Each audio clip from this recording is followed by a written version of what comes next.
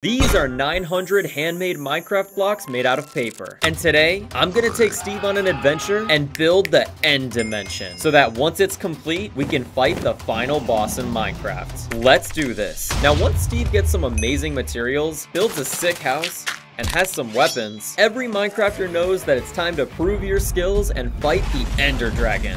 So, let's get ready. And just like the Nether, we have to find the portal to the end dimension. However, there's a couple things we need to get settled before we get there.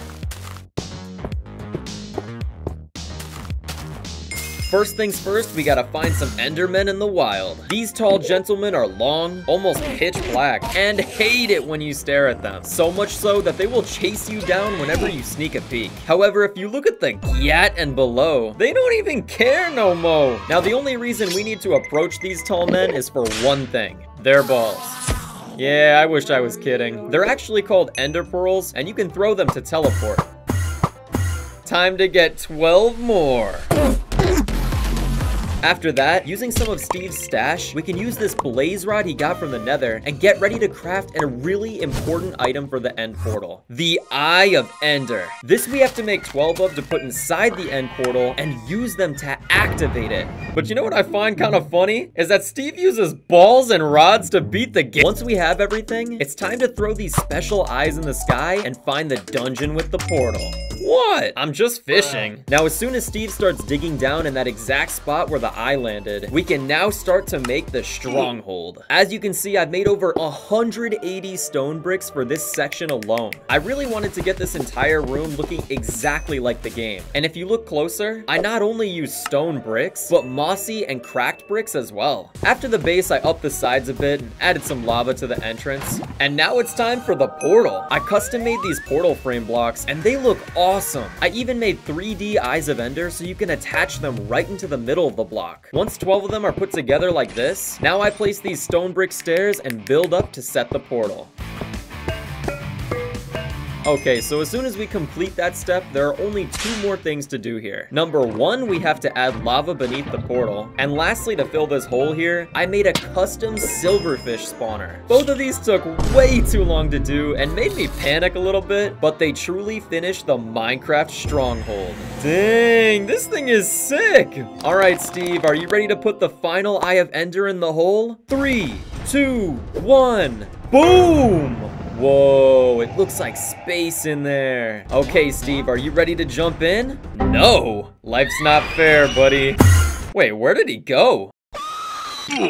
We're in space, Steve. Holy crap. But wait, where's the end? It's time to build. This massive dimension is actually the biggest creation I've ever made. It's a little over 800 blocks. But the first block that makes up this place is Endstone. Just think of the moon and, well, that's about it. Believe it or not, but I had to craft over 350 of these Endstone blocks just to get the base of this build. And this is the reason this video took me so long to make. However, now that we've successfully made the Endstone Island, which is absolutely massive on my table, this is where the end gets interesting. In Minecraft, the middle of the island has this exit portal where you can leave the end once you beat the dragon. So after making a bunch of bedrock, I dug out a little endstone, made the walls, put some torches on one of the blocks, and completed it by placing a bedrock stick in the middle. Last but not least, I placed a dragon egg to finish the exit portal. This came out really good. Not gonna lie though, this egg looks like a bunch of stacked up black pancakes. But now the end is starting to come together. Before we can make and fight the Ender Dragon at the end of this video, there are still many things to be built. First up, we have these gigantic obsidian towers that appear all over the island. Now, because I had to make every single block by hand, this absolutely sucks, only because obsidian is so dark that it stains your hands black.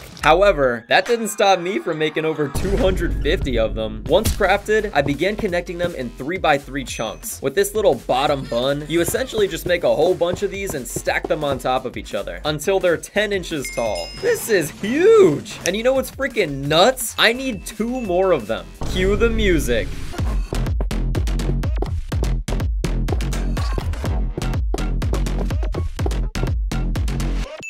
Now let's click both of them in, and there we go. These giant obsidian rods pointing to the sky are staples of the end, and personally, they look really clean and menacing. But after that, to complete the towers, I had to make one of the most complex blocks ever on the channel.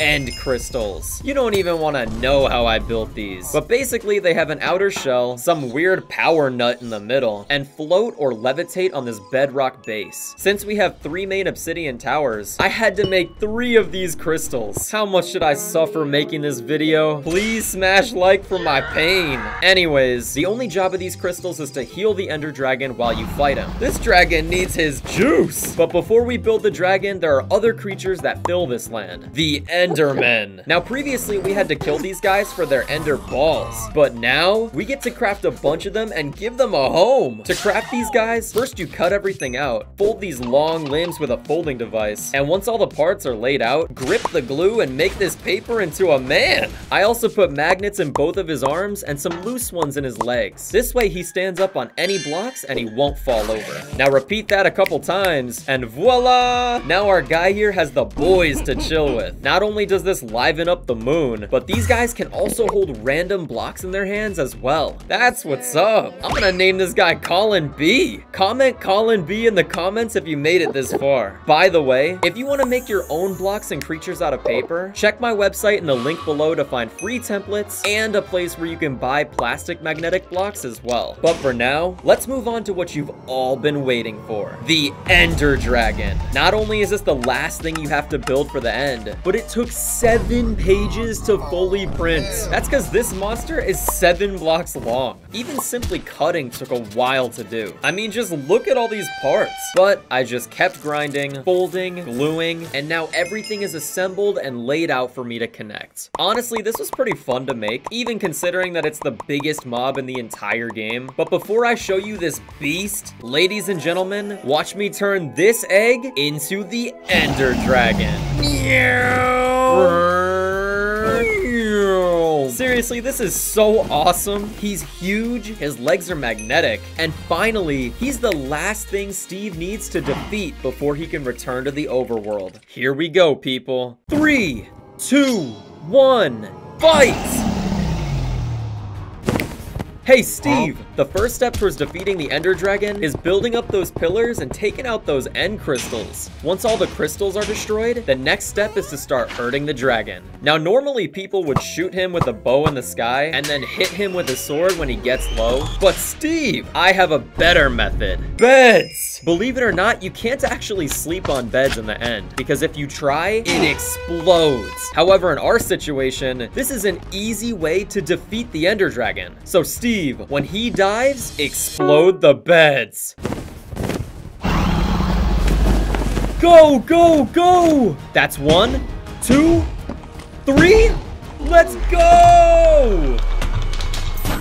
Who knew it only takes beds to beat Minecraft? That's a dub! Well, anyways, that's it. This build is super dope, and I'm really happy I now have the end in real life. While the end city is also a thing with coral trees and other cool stuff, it's awesome to have a huge part of this dimension built and so many more blocks to use in the future. We even have other blocks for future builds that I didn't even get to, like endstone bricks, purpur pillars, end rods, and so much more. Oh, I can finally rest. Psych! Comment down below what you want to see me build next, and I'll get crafting. Have a blessed day. Peace!